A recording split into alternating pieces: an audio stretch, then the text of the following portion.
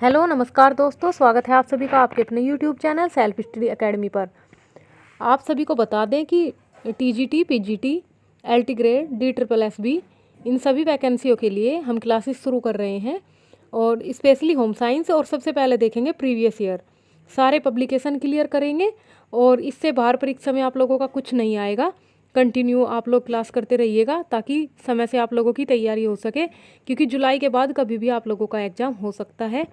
तो आप लोग पूरे ज़ोर शोर से तैयारी करें ताकि एक सीट आपको मिल सके।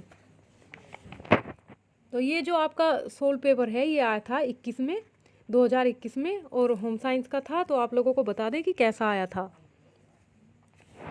सबसे पहला क्वेश्चन है ट्रसल प्रयास है। तो देखिए कैसा प्रयास है आप लोगों को बताना है। ऑप्शंस आपके सामने है, झुकाव, बैठना, या फिर सेकंड नंबर पर है उठाना, खींचना, और फिर है टांग पैर की गति, या फिर रोकना। आप लोगों को बताना है कैसा प्रयास है। तो आप लोगों का प्रीवियस ईयर क्वेश्चन है, तो आप लोगों ने जिन लोगों ने एग्ज़ाम दिया होगा उनको पता भी होगा कि क्या आया था। तो आप लोगों को बताएं इसमें क्या आएगा। तो इसमें जो आएगा एक तरह से झुकाव, यानी कि बैठने की जो स्थिति होती है उसको कहते हैं।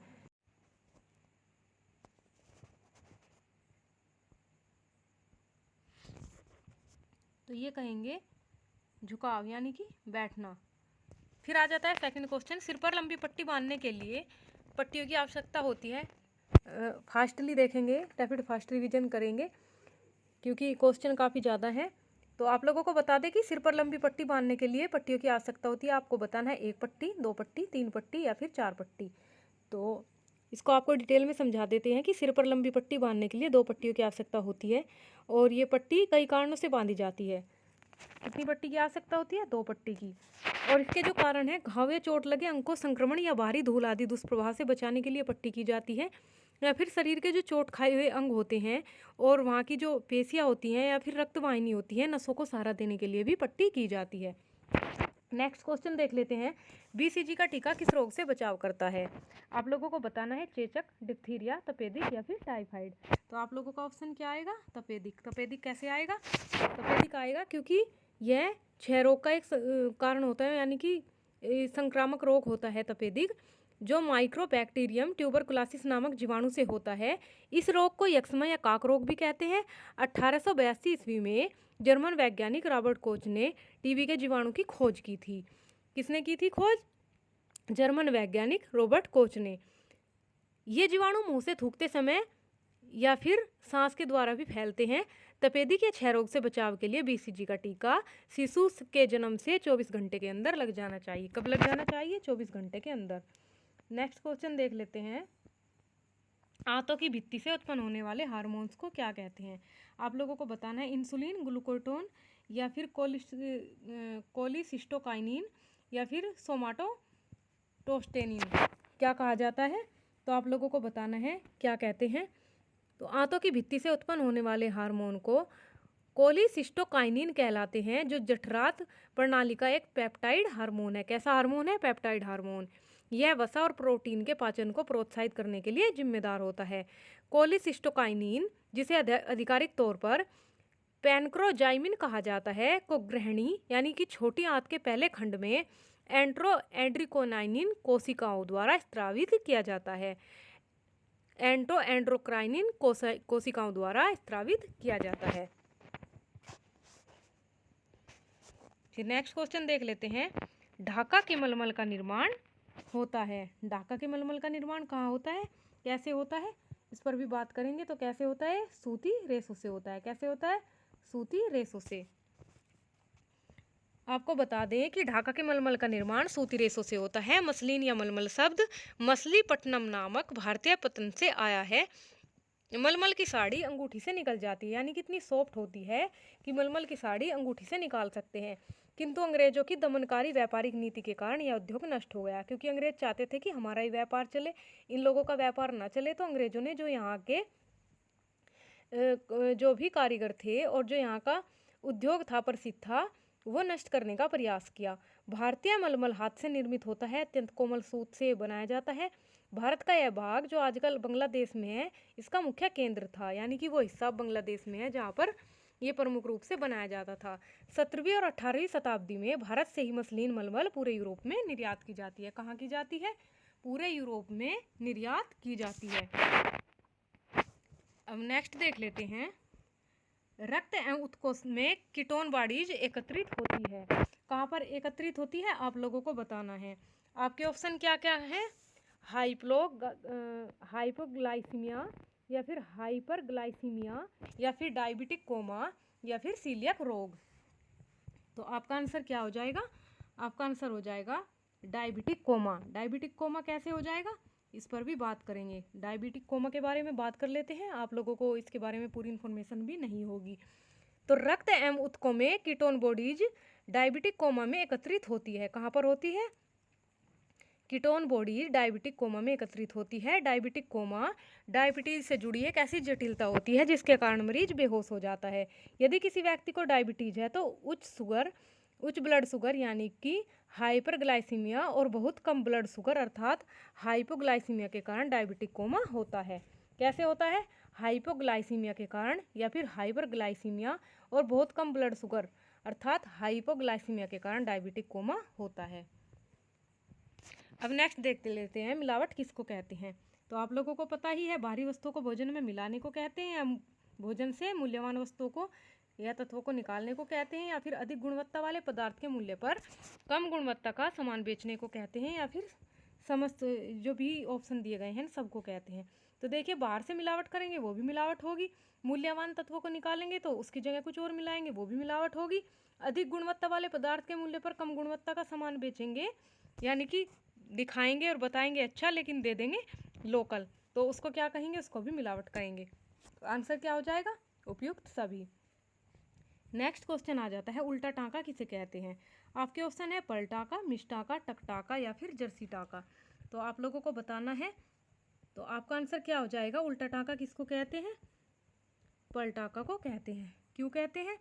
इसमें दो कपड़ों को मिलाकर बिल्कुल किनारे पर धागा भर देते हैं। जैसे कि दो कपड़े हुए, उनको जोड़ लिया और किनारे किनारे पर से उनमें सिलाई कर दी और फिर उन्हें उलटकर एक और धागा भर देते हैं। इसमें कपड़े के सब धागे सिलाई के अंदर हो जाते हैं और सिलाई पीछे की ओर से भी अत्यंत साफ और सुंदर दिखती है।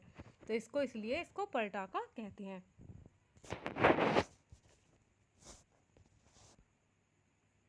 अब नेक्स्ट देख लेते हैं,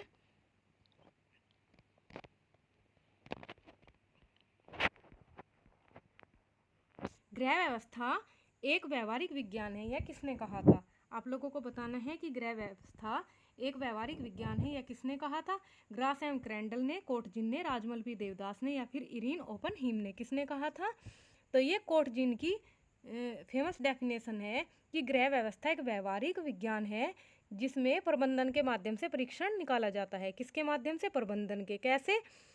यानी कि गृह व्यवस्था के रख रखाव और उसकी जो भी व्यवस्था बनती है उसके हिसाब से कार्य किया जाता है और कार्य की देखरेख की जाती है। तो ये किसने बताया था? ये बताया था कोटजिन ने। किसने बताया? ये बताया, इसको मार्क कर लेते हैं, किसने बताया? ये बताया था कोटजिन ने। अब नेक्स्ट क्वेश्चन है, निम्न में से कौन सा शुद्ध तरल आहार नहीं है। आप लोगों को बताना है कि शुद्ध तरल आहार नहीं है। तो कौन सा नहीं है शुद्ध तरल आहार, इसके बारे में बात कर लेते हैं कि शुद्ध तरल आहार कौन सा नहीं है। फलों का रस नहीं है, नींबू पानी नहीं है, दाल का पानी नहीं है या फिर चाय नहीं है। तो आप लोगों को पता है कि चाय शुद्ध तरल आहार कभी भी नहीं होता है। फलों का रस भी होता है, नींबू पानी भी होता है, आप लोग गर्मियों में ज़्यादातर लेते हैं, और दाल का पानी भी होता है, सुरक्षित होता है क्योंकि पेशेंट को भी दिया जाता है। और चाय डॉक्टर सजेस्ट नहीं करते हैं कि आप लोग डेली चाय पिए, या फिर ये भी नहीं होता कि चाय का आपको कोई बेनिफिट देखने के लिए मिले। तो क्या हो जाएगा आपका आंसर? चाय। क्या हो जाएगा? चाय। नेक्स्ट क्वेश्चन आ जाता है, कंथा कढ़ाई कहाँ से संबंधित है। पंजाब से, बंगाल से, उत्तर प्रदेश से या फिर गुजरात से। कहाँ से संबंधित है आप लोगों को बताना है। तो ये कहाँ की कढ़ाई है, आप लोगों ने पहले भी पढ़ा होगा, ये पश्चिमी बंगाल की कढ़ाई है।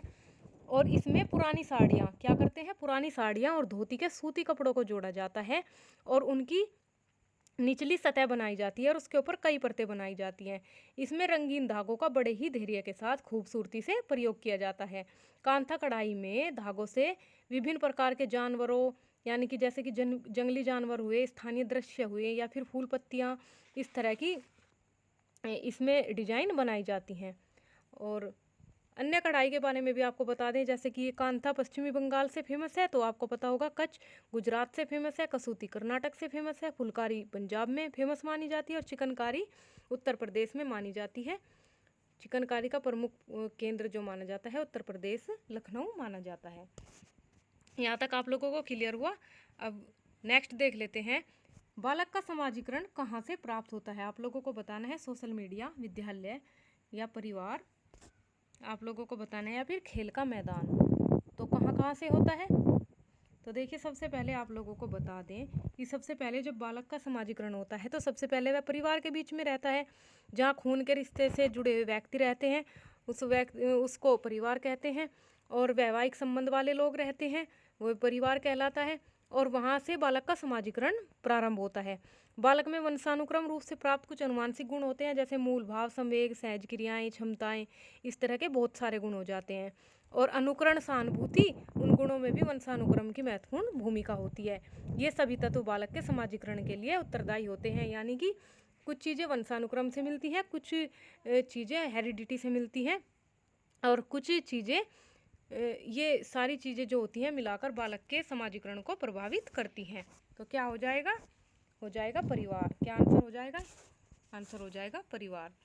नेक्स्ट देख लेते हैं, वृद्धावस्था में कैल्शियम की कमी से कौन सी बीमारी उत्पन्न होती है। आपको बताना है, ऑस्टोमेलेसिया, ऑस्टोपोरोसिस, कबूतर छाती रोग, अस्थि विकृति। तो आप लोगों को बताना है, आप लोगों ने, जिन लोगों ने पहले एग्जाम दिया होगा उन सबको पता भी होगा कि क्या क्या गलतियां करके आए थे। तो वृद्धावस्था में कैल्शियम की कमी से क्या होता है, ऑस्टोपोरोसिस नामक बीमारी हो जाती है। ये क्या होता है, हड्डियों का रोग होता है। इसमें फ्रैक्चर का खतरा बढ़ जाता है।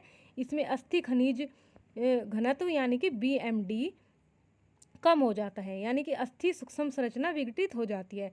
और अस्थियों में संग्रहित, यानी कि अस्थियों में जो एकत्रित प्रोटीन होती है उसकी विविधता परिवर्तित हो जाती है, परिवर्तन आ जाता है उसमें। और उसकी वजह से क्या होता है कि हड्डियां कमज़ोर हो जाती हैं और ऑस्टोपोरोसिस नामक बीमारी हो जाती है।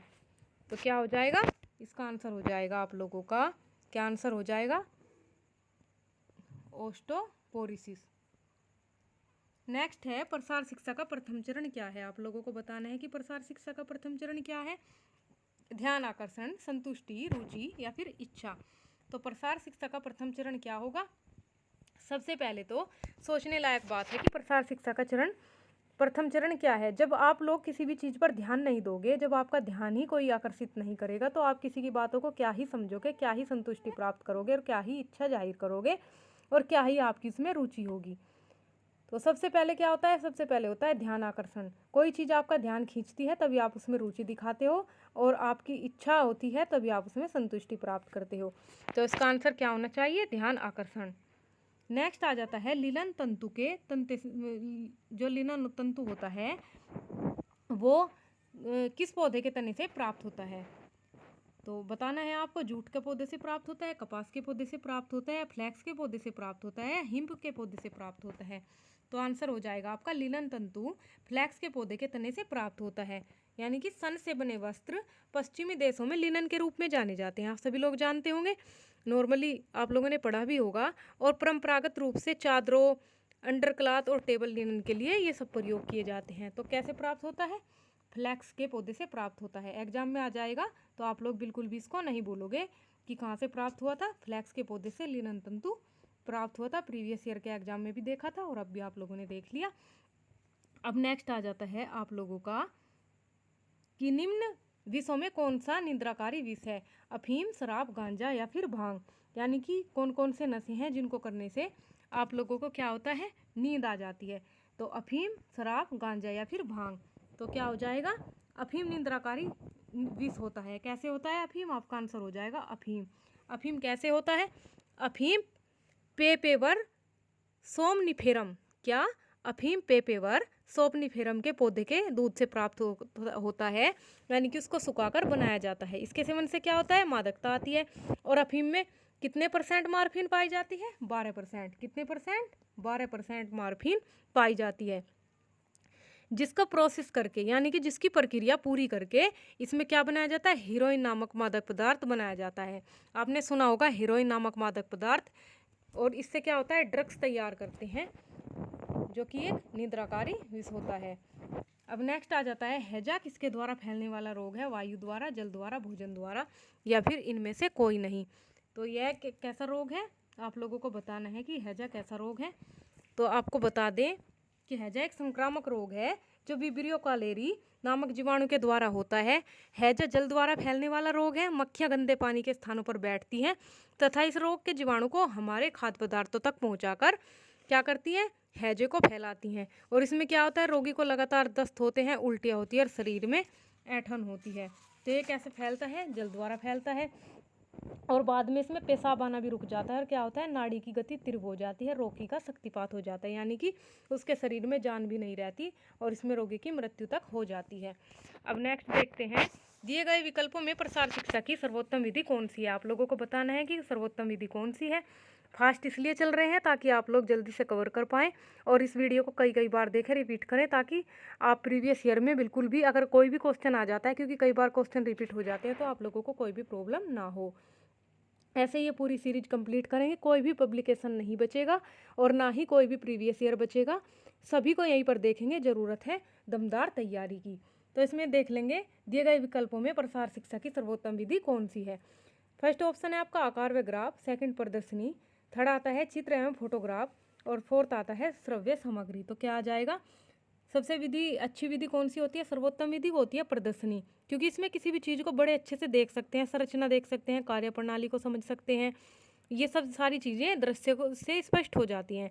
और दृश्य करने के लिए क्या करना पड़ता है? प्रदर्शनी लगानी पड़ती है। और इसमें हम क्या कर सकते हैं? शिक्षण करने पर मूर्त से अमूर्त शिक्षा का अनुसरण किया जाता है। प्रदर्शन विधि में अध्यापक कक्षा में चार्ट मॉडल का आयोजन करके संबंधित विषय वस्तु का स्पष्टीकरण करता है। अब नेक्स्ट आ जाता है, तो इसमें आपका आंसर क्या हुआ? प्रदर्शनी। नेक्स्ट आता है, वृद्धि के दौरान बच्चों को किस अमीनो अम्ल की आवश्यकता होती है? यानी कि जब बच्चे बढ़ते हैं तो उनको कौन से अमीनो अम्ल की आवश्यकता होती है? आप लोगों को बताना है। तो इसमें बच्चों को हिस्टाडीन या हिस्टिडाइन, दोनों में परिवर्तन है, याद रखना, दोनों अलग अलग शब्द हैं। वृद्धि के दौरान बच्चों को हिस्टाडीन या हिस्टिडाइन, कोई सा भी आपके एग्जाम में पूछ सकता है, आप इसमें कंफ्यूज बिल्कुल भी नहीं होंगे। अमीनो अम्ल की आवश्यकता होती है। हिस्टिडाइन एक प्रकार का अमीनो एसिड है। कैसा एसिड है? अमीनो एसिड, जिसका उपयोग किस चीज़ के लिए किया जाता है? प्रोटीन के जैव संश्लेषण के लिए इसका प्रयोग किया जाता है। किसके लिए? प्रोटीन के जैव संश्लेषण के लिए। उम्मीद है आप लोग समझ गए होंगे। फिर नेक्स्ट आ जाता है आप लोगों का, भ्रूण की आंतरिक परत को क्या कहते हैं? आप लोगों को बताना है कि जो भ्रूण की आंतरिक परत होती है उसको क्या कहते हैं। तो उसको क्या कहेंगे? आप लोगों को बताना है भ्रूण की आंतरिक परत को क्या कहते हैं। तो उसको कहते हैं एमनियोन। भ्रूण के बाहर का बाह्य भाग, त्वचा के अंदर का अंतःस्थितिय, दोनों के बीच का मध्यस्तर कहलाता है। इनसे विभिन्न कार्य करने वाले अंग विकसित होते हैं। भ्रूण के विकास को एब्रियोजेनेसिस कहा जाता है। क्या कहा जाता है? एब्रियोजेनेसिस कहा जाता है। तो इसका आंसर क्या हुआ आपका? एमनियोन। ये अभी आपकी छोटी सी वीडियो थी और इसी में ही आप लोगों को नेक्स्ट टाइम बताएंगे। पूरा आपका एग्ज़ाम कंप्लीट होगा। आप लोगों को इसमें जो भी परिवर्तन चाहिए, जो भी आप लोगों को इसमें कमी लगे, तो आप लोग बता सकते हैं कि किस तरीके से आप लोगों को क्लियर करें, ताकि समय से आप लोगों की तैयारी हो सके। अभी के लिए आप लोग इसी को देख लीजिएगा और वीडियो कैसी लगी कमेंट बॉक्स में ज़रूर बताइएगा। धन्यवाद।